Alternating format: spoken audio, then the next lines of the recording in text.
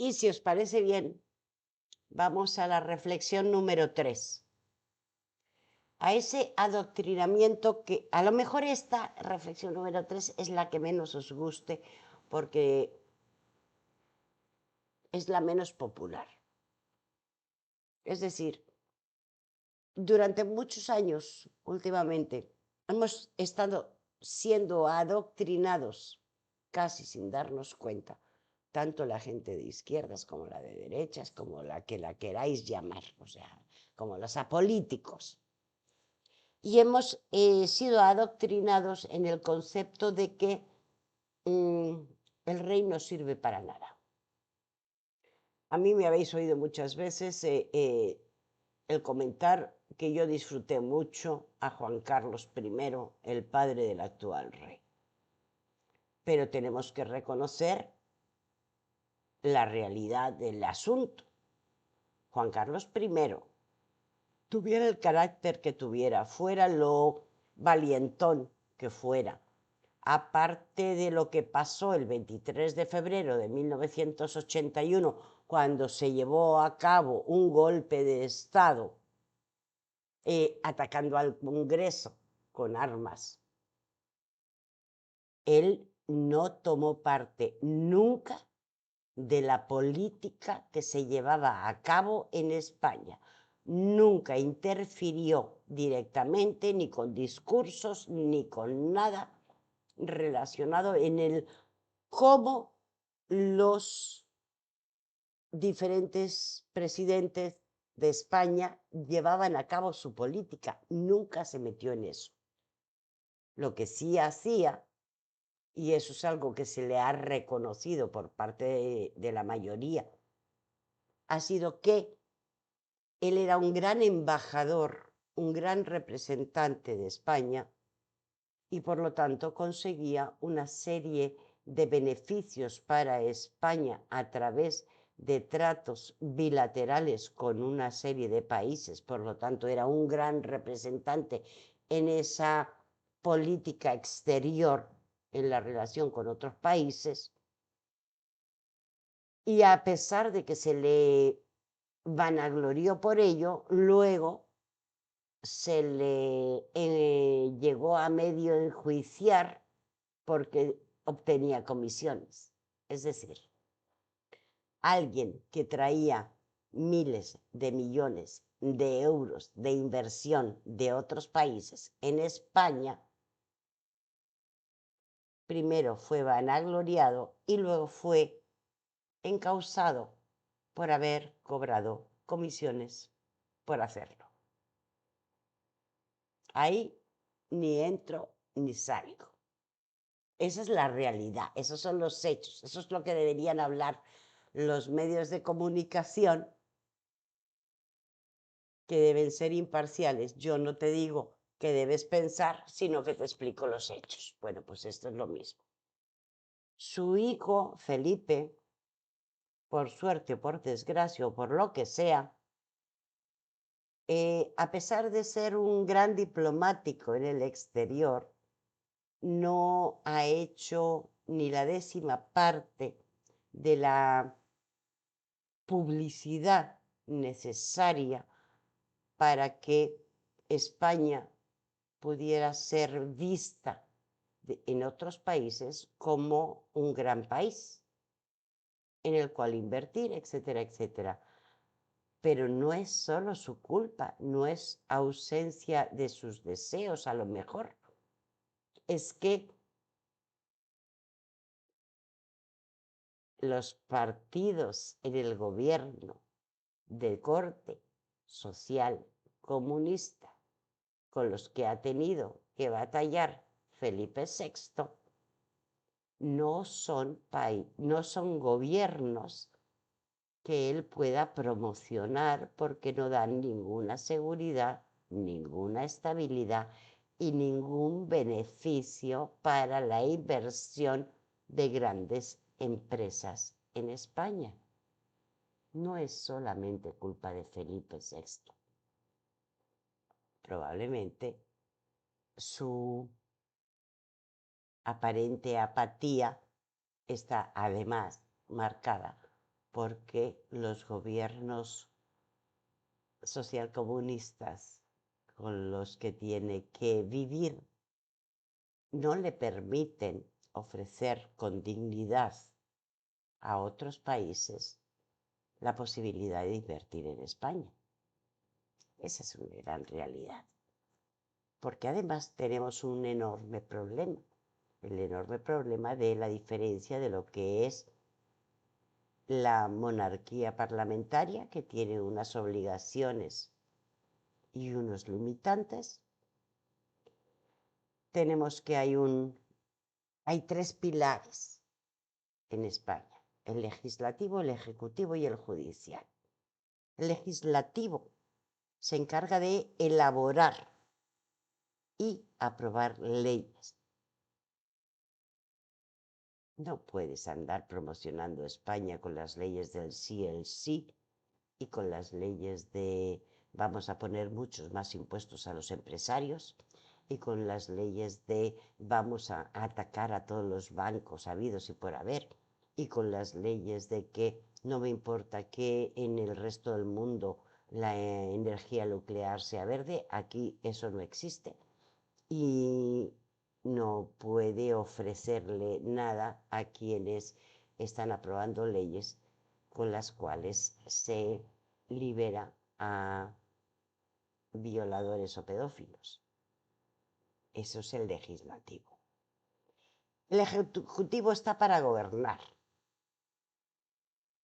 Estamos hablando de los tres pilares que soportan una nación. El legislativo ya lo hemos hablado.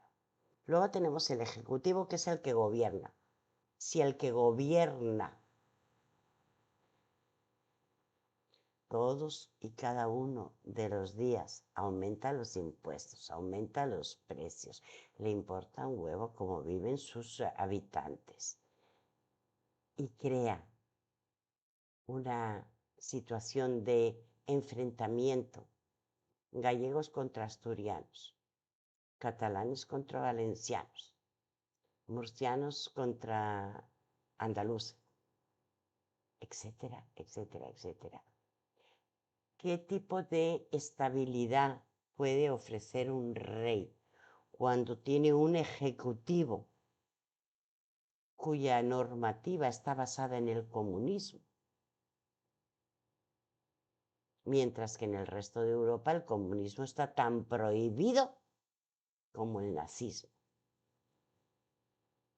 ¿Qué puede ofrecer el rey a otros países si su ejecutivo es un gobierno social comunista, para no decir social nacionalista, que significa nazi?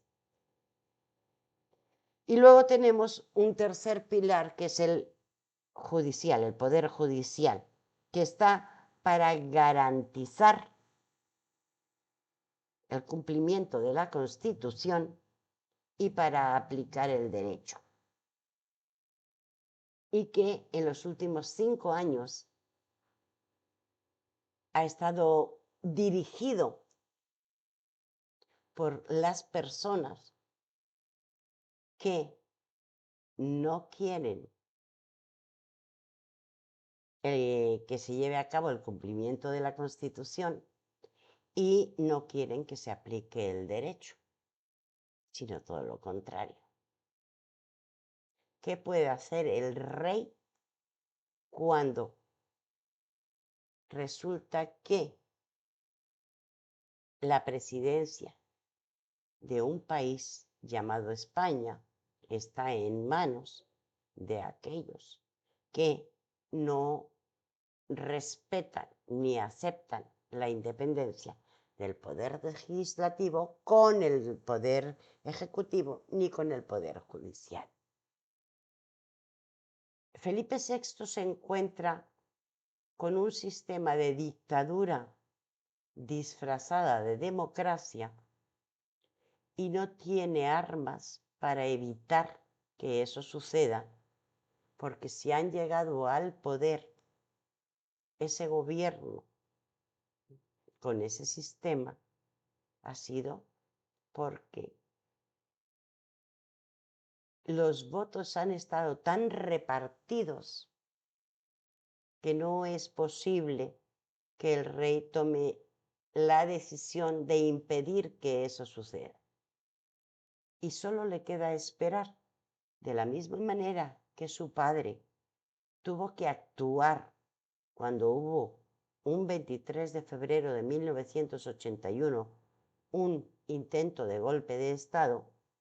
Felipe VI se encuentra en la misma situación y hasta que no haya de una manera real, sea un hecho, el golpe de Estado llevado a cabo por quien sea, ya sea por el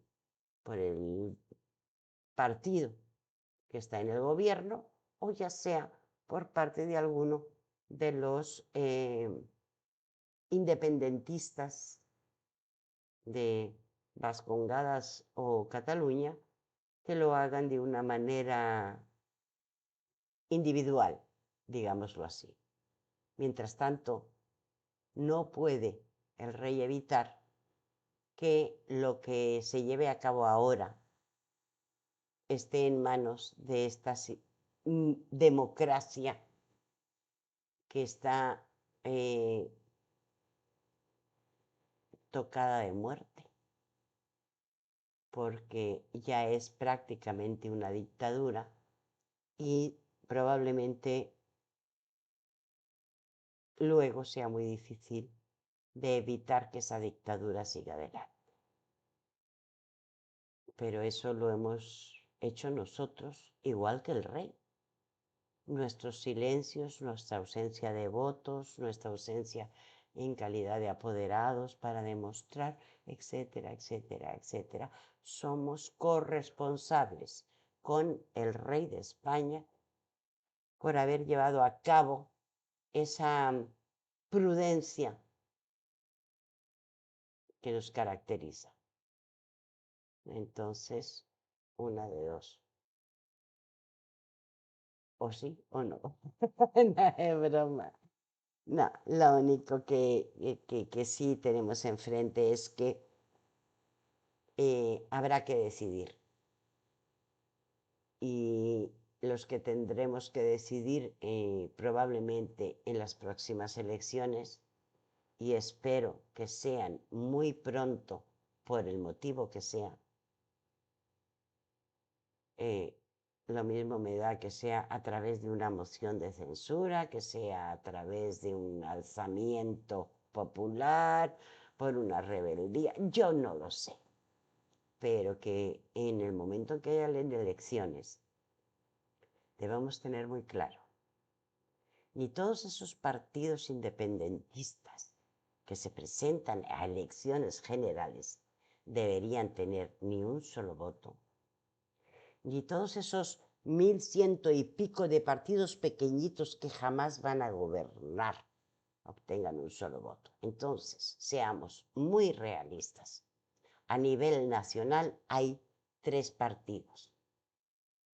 El Partido Socialista Obrero Español, el Partido Popular y Vox.